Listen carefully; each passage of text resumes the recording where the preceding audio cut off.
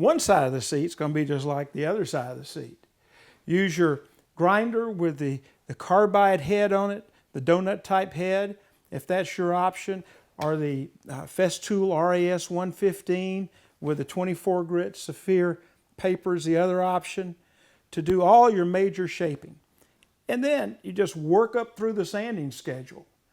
Use an orbital sander or put sandpaper on your grinder and get finer and finer.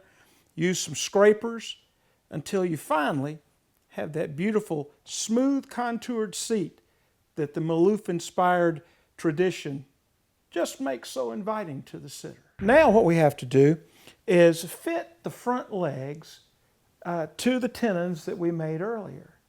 Your tenon, according to the thickness of the wood that you use, somewhere between 1 3/4 and hopefully as much as 8/4 or 2 inches, your tenon will vary.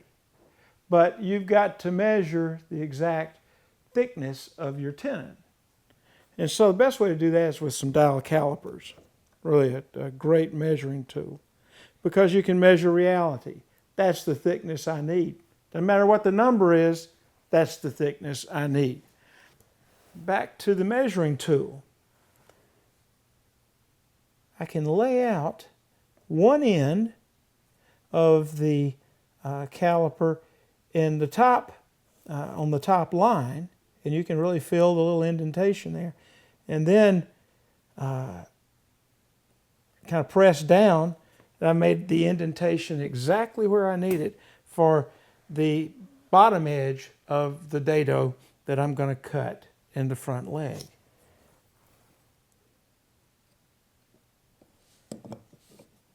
I can stick my marking knife right in that little indentation and pull across. Now, what I need to do is carry that out all the way around the leg and mark out exactly the material that I'm going to be removing. So watch me while I do that.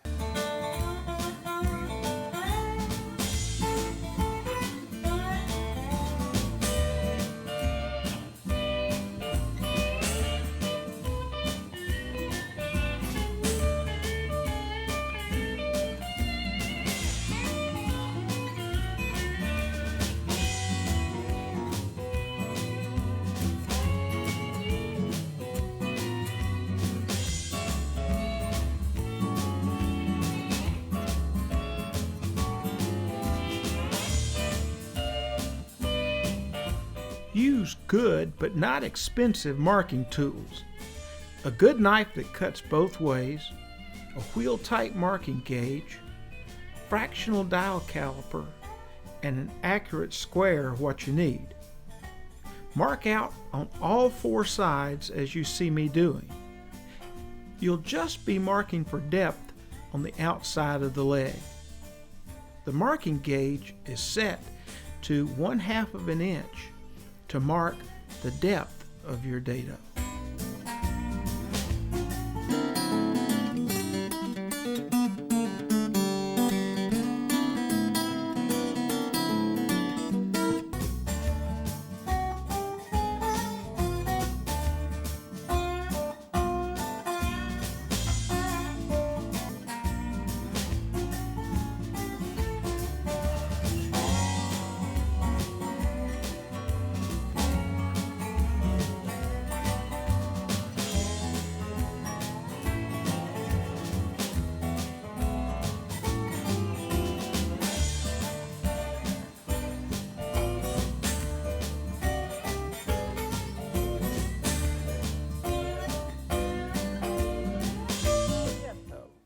We've only put them together, put the legs together with the seat using screws. And that's important because we're going to be taking pieces off, putting them back on. We're going to drill the holes so that we can attach the arms to the front legs. And then we're going to profile with bandsaw and with other tools the front legs to give them that nice sweep, Maloof-inspired look. And then we're going to fit the arm. Let's get busy.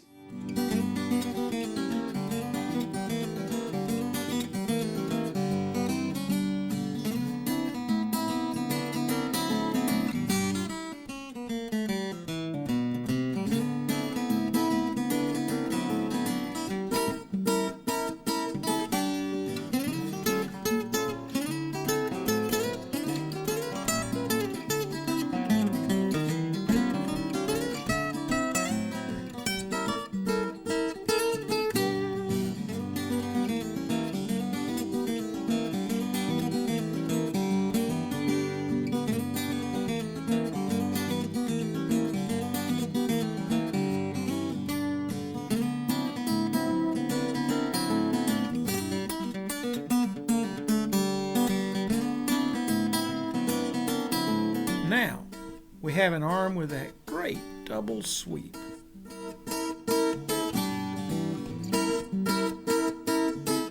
The backrest. Yes, I said backrest, not the headrest. It's the backrest. It gives lumbar support in the low back dining chair. First thing you need to do is measure between both of the back legs. This one came out 13 3/4 of an inch. And it's a 90-degree angle to the seat. It's very easy just to take those measurements and go over to the crosscut sled and cut it to fit between the two. It is best to start your cut just a little inside the front or back of the piece, because it just doesn't want to start cutting right on the corner. Let the blade and the saw do its work.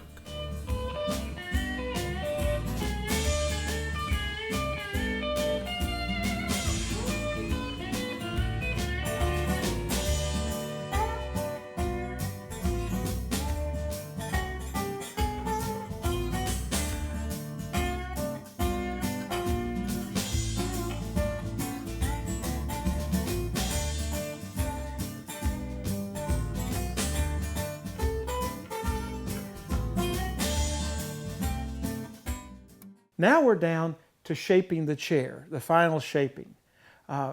This chair has been shaped. 99.9% of all the shaping is done. It has a couple of coats of finish on it. It's ready for some detailing, and I'll be able to compare and contrast this chair to a chair that is in the rough, the chair that we've been working on.